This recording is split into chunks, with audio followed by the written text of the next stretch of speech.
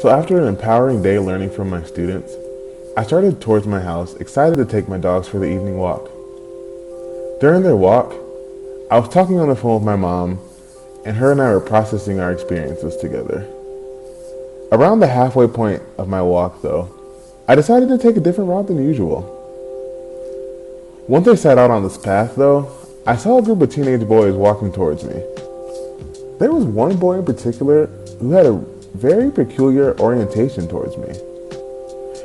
Now, something told me that the coming interaction might be a little bit uncomfortable, and you can call it intuition or maybe even previous experience, but I started bracing myself for our paths crossing. In my left ear, my mother was telling me about the anecdotes of her day, but in my right ear, I heard one of the boys start yelling, "Hey guys, look, thug life." I started looking around as if he was talking to someone else, but I knew he was talking to me. The boy continued his tirade with, "We should take a picture, it's thug life, guys." All at once, my all but empowering day began to crumble as implication behind the word thug covered my body like a wave does a beach. In the dictionary, a thug is defined as a violent person, especially a criminal. To this young teen, I was violent. I was a criminal. That can't be right, though, I thought to myself. He doesn't even know me.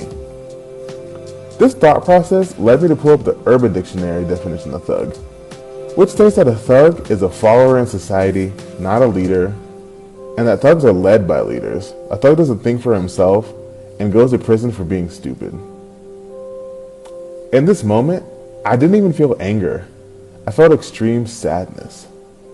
This young teenager saw a black man, and his immediate response was to call me a thug, and then urge his friends to take a picture.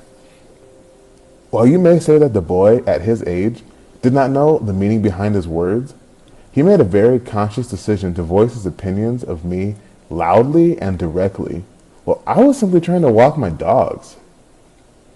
I began thinking about when was I going to have to stop defending my race?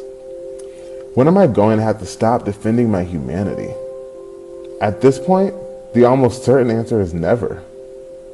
Until we shape and change the mindsets of those around us, and until we begin pushing back on the language that has been normalized and stereotyped against our society, the narrative that is placed upon black males like me is probably not going to change.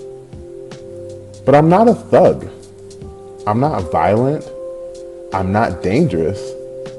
And I'm not a criminal. I'm an educator, an uncle, a brother, a son, and a member of the same society as you. So let me prove myself before you place your stereotypes upon me, because my humanity depends on it.